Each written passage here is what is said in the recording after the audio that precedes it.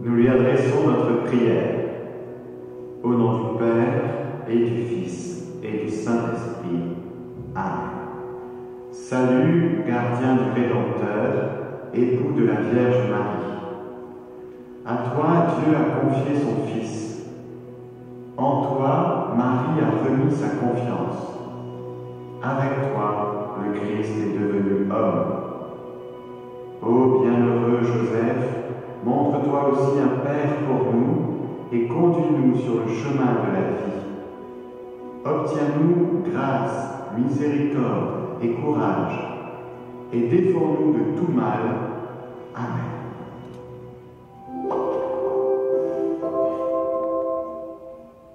Comme vous vous en souvenez, hier, on a parlé de l'importance de se lever. Comment se lever quand on est à terre puis qu'on ne se sent pas capable de se lever? En fait, le secret de Dieu pour se lever, c'est sa miséricorde, c'est sa tendresse. Le thème d'hier, qui a été lu après mes petits commentaires, c'était Joseph, père de tendresse, dans la tendresse. Justement, c'est en s'ouvrant à la tendresse et à la miséricorde de Dieu, spécifiquement dans le sacrement du pardon, que nous faisons l'expérience d'être libérés. D'être libérés de la culpabilité, d'être libérés de la dureté du cœur, d'être libérés de la peur. Dans cette expérience de miséricorde et de tendresse vécue dans le sacrement du pardon, nous faisons aussi l'expérience d'être remis debout. Nous pouvons désormais nous lever, ne plus avancer dans la vie en se sentant accablés par le poids de nos fautes passées, car nous avons été pardonnés. Quand on est pardonné, on est reconnaissant. Et quand on est pardonné, on devient plus tendre à l'égard des autres. On se rend compte que on est tous, on fait tous des erreurs, puis qu'on a tous besoin d'être pardonnés. Et que les personnes les plus dures sont certainement celles qui ont le plus besoin de faire l'expérience de la tendresse et de la miséricorde de Dieu.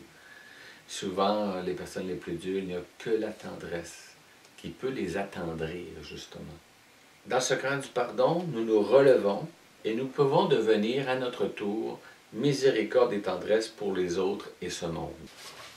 Saint Joseph fut si tendre et fort à la fois que nous pouvons être certains qu'il a lui-même expérimenté douloureusement ses propres faiblesses, mais qu'il a fait l'expérience de l'amour de Dieu au cœur de ses faiblesses, d'un Dieu qui ne l'a pas jugé, qui ne l'a pas condamné, mais qui l'a relevé et qui lui a donné une mission, et pas n'importe quelle mission. Joseph est tendre et fort à la fois. Il est responsable dans la protection et dans la délicatesse face à l'enfant Jésus et à sa mère Marie. Joseph a expérimenté le secours de Dieu, la puissance de Dieu qui intervient justement parce qu'il est faible, parce qu'il n'a pas toutes les capacités et tous les moyens. Ça, c'est une grande ligne dans la vie spirituelle. Quand on se livre totalement à Dieu, sans condition, sans compromis, à partir de là, il fait tout concourir pour notre bien. Même nos faiblesses, même nos défauts, même nos erreurs et parfois même nos péchés. Risquons donc la confiance et allons nous confesser cette semaine. Prenons le beau risque de livrer à la tendresse de Dieu tout ce qui gruge notre cœur, tout ce qui nous accable. Prenons le beau risque d'accepter d'être libérés.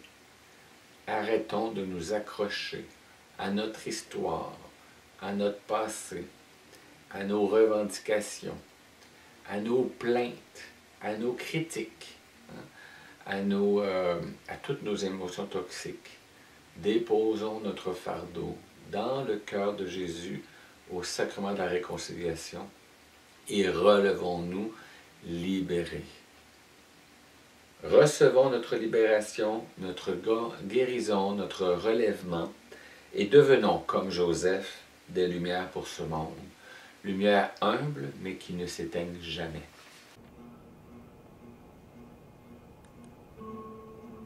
Souvenez-vous, ô très chaste époux de la Vierge Marie, ô mon aimable protecteur, Saint Joseph, qu'on n'a jamais entendu dire que quelqu'un ait invoqué votre protection et demandé votre secours sans avoir été consolé. Animé d'une pareille confiance, je viens à vous, et je me recommande à vous de toute la ferveur de mon âme. Ne rejetez pas ma prière, ô vous qui êtes appelé le Père du Rédempteur, mais daignez l'accueillir avec bonté, ainsi soit-il.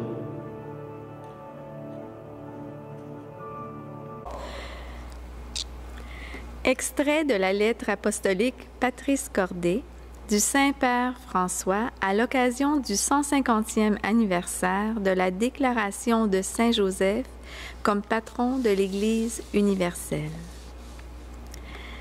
Père dans l'obéissance. Dieu a aussi révélé à Joseph ses desseins par des songes, de façon analogue à ce qu'il a fait avec Marie quand il lui a manifesté son plan de salut. Dans la Bible, comme chez tous les peuples antiques, les songes étaient considérés comme un des moyens par lesquels Dieu manifeste sa volonté. Joseph est très préoccupé par la grossesse incompréhensible de Marie. Il ne veut pas l'accuser publiquement, mais décide de la renvoyer en secret. Dans le premier songe, l'ange l'aide à résoudre son dilemme. Ne crains pas de prendre chez toi Marie, ton épouse, puisque l'enfant qui est engendré en elle vient de l'Esprit Saint.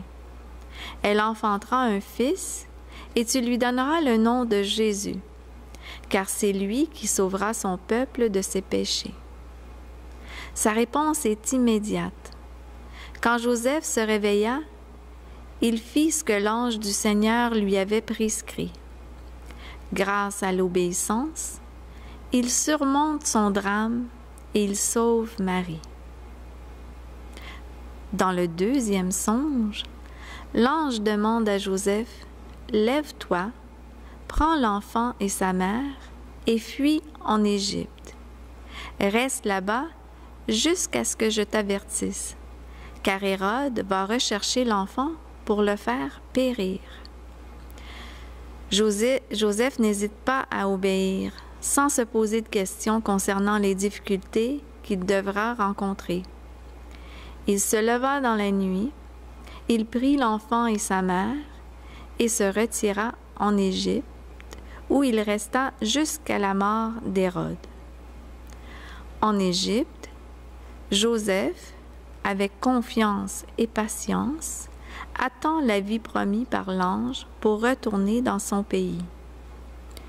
Le messager divin, dans un troisième songe, juste après l'avoir informé que ceux qui cherchaient à tuer l'enfant sont morts, lui ordonne de se lever, de prendre avec lui l'enfant et sa mère et de retourner en terre d'Israël. Il obéit une fois encore sans hésiter. Il se leva, prit l'enfant et sa mère, et il entra dans le pays d'Israël. Mais durant le voyage de retour, apprenant qu'Archélaüs régnait sur la Judée à la place de son père Hérode, il eut peur de s'y rendre. Averti en songe, et c'est la 4e fois que cela arrive, il se retira dans la région de Galilée et vint habiter dans une ville appelée Nazareth. L'évangéliste Luc rapporte que Joseph a affronté le long et pénible voyage de Nazareth à Bethléem pour se faire enregistrer dans sa ville d'origine, selon la loi de recensement de l'empereur César Auguste. Jésus est né dans cette circonstance. Et il a été inscrit au registre de l'Empire comme tous les autres enfants. Saint Luc, en particulier, prend soin de souligner que les parents de Jésus observaient toutes les prescriptions de la loi, les rites de la circoncision de Jésus, de la purification de Marie après l'accouchement, de l'offrande du premier-né à Dieu. Dans chaque circonstance de sa vie, Joseph a su prononcer son fiat, tout comme Marie à l'Annonciation et comme Jésus à Gethsémani. Dans son rôle de chef de famille, Joseph a enseigné à Jésus à être soumis à ses parents, selon le commandement de Dieu. Dans la vie cachée de Nazareth, Jésus a appris à faire la volonté du Père à l'école de Joseph. Cette volonté est devenue sa nourriture quotidienne. Même au moment le plus difficile de sa vie à Gethsémani, il préfère accomplir la volonté du Père plutôt que la sienne. Et il se fait obéissant jusqu'à la mort de la croix. C'est pourquoi l'auteur de la lettre aux Hébreux conclut que Jésus apprit par ses souffrances l'obéissance. Il résulte de tous ces événements que Joseph a été appelé par Dieu à servir directement la personne et la mission de Jésus en exerçant sa paternité. C'est bien de cette manière qu'il coopère dans la plénitude du temps au grand mystère de la rédemption et qu'il est véritablement ministre du salut. Joseph dans le silence instruit les plus savants, vous dans la vigilance soutient les cœurs fervents. Priez, priez, priez pour vos enfants.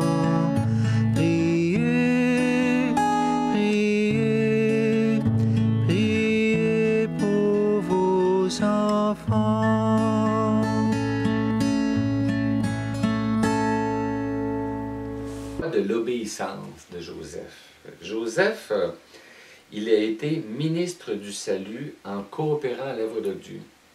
L'obéissance qui nous est demandée, c'est une obéissance de coopération. C'est un signe de maturité, l'obéissance.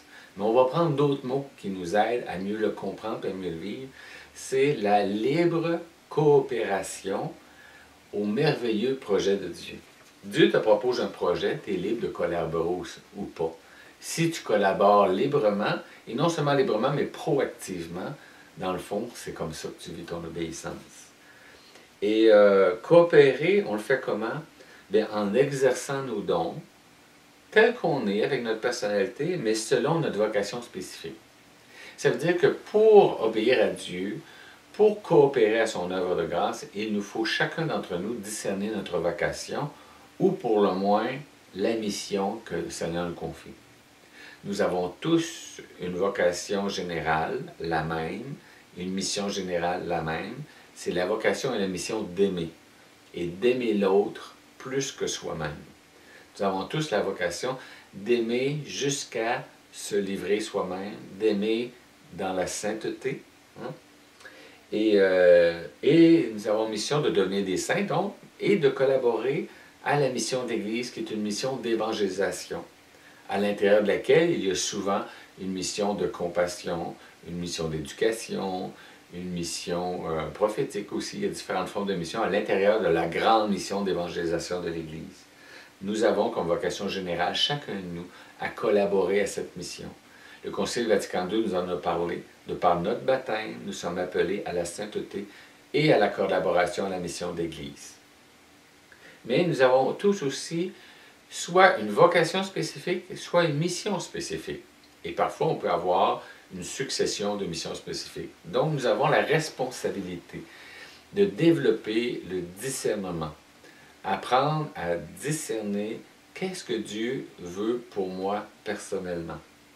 Et ça, c'est notre responsabilité. Personne ne va le faire pour nous. Par contre, l'Église t'offre un soutien pour t'aider là-dedans. Dans l'accompagnement spirituel, dans des lectures, dans tout ton cheminement spirituel, tout vise à t'aider à développer un discernement spirituel. Le simple fait d'apprendre à discerner la voix de Dieu, ça veut dire bien voir en toi puis dans ta vie qu'est-ce qui vient de Dieu, qu'est-ce qui vient de toi-même et qu'est-ce qui vient de l'adversaire de Dieu. Ensuite, tu peux choisir ce qui vient de Dieu.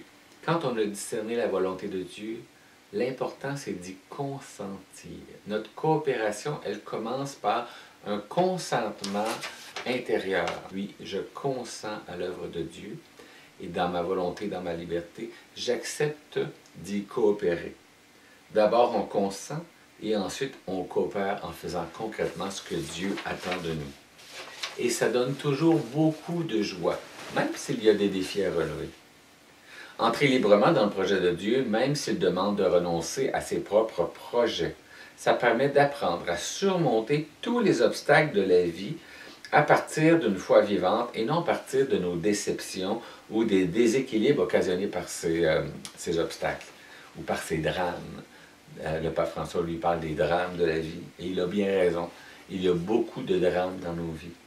Alors, essayons de toujours nous souvenir que Dieu ne nous trompe jamais et qu'aucun de ses voies ne sont injustes. Même si nous ressentons des choses injustes dans notre vie, puis même si la vie elle est injuste pour nous, ce n'est pas Dieu qui est injuste, ce sont les hommes qui sont injustes. Quand on vit cela, c'est là qu'on doit vivre des actes de foi, de confiance, d'abandon, en se livrant à Dieu, même sans comprendre, en choisissant de croire qu'il a pour nous un chemin de grâce et que ces événements dramatiques vont être récupérés dans ce chemin de grâce pour un mieux dans notre vie. Tout concourt au bien de ceux qui aiment Dieu, même si parfois le chemin nous fait marcher sur des épines puis nous érafle un peu la peau, des fois beaucoup, mais on finit par s'en sortir. C'est important, Jésus, s'il y a une chose qui est importante dans sa vie, c'est, il a dit, ma nourriture, c'est de faire la volonté de mon Père. Puis Jésus il a appris ça de Joseph. C'est Joseph qui a montré ça, que ce qui était le plus important, puis ce qui était le plus nourrissant pour le cœur humain, c'était de faire la volonté de Dieu.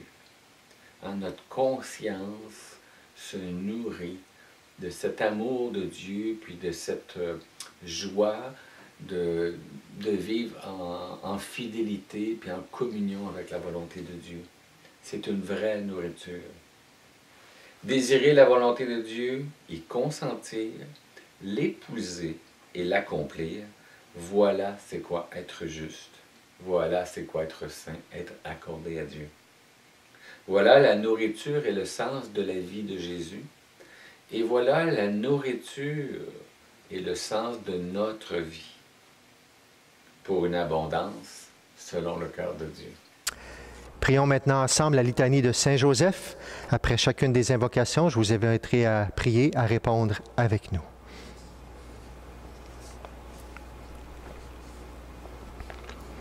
Seigneur, aie pitié de nous. Seigneur, aie pitié de nous.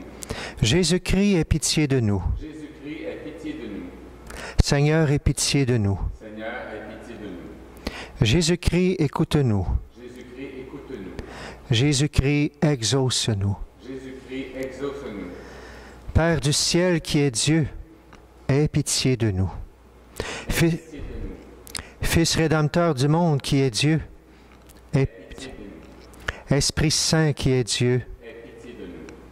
Trinité Sainte qui est un seul Dieu, aie pitié de nous. Sainte Marie, priez pour nous.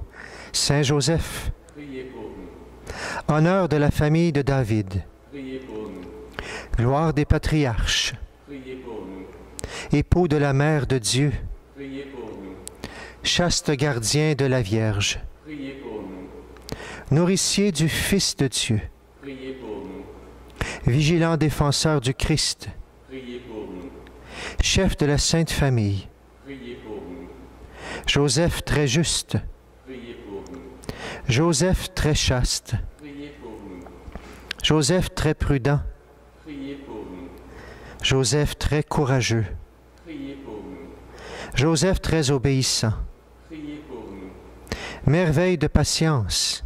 Priez pour nous. Ami de la pauvreté. Priez pour nous. Modèle des travailleurs. Priez pour nous. Honneur de la vie de foyer. Priez pour nous. Gardien des vierges. Priez pour nous. Soutien des familles. Priez pour nous. Consolation des malheureux. Priez pour nous. Espérance des malades. Priez pour nous. Patron des mourants. Priez pour nous. Terreur des démons. Priez pour nous. Protecteur de la Sainte Église. Priez pour nous. Agneau de Dieu qui efface les péchés du monde, pardonne-nous, Seigneur. Pardonne-nous, Seigneur. Agneau de Dieu qui efface les péchés du monde, exauce-nous, Seigneur. Exauce-nous, Seigneur. Agneau de Dieu qui efface les péchés du monde, prends pitié de nous. Prends pitié de nous. Il l'a établi maître de sa maison, il lui a confié son domaine. Prions le Seigneur. Seigneur, ta divine providence a choisi Saint Joseph pour être l'époux de ta Sainte Mère. Fais qu'en nous mettant ici-bas sous sa protection, nous méritions de l'avoir pour intercesseur dans le ciel. Toi qui vis et règnes avec le Père et le Saint-Esprit, Dieu pour les siècles des siècles. Amen.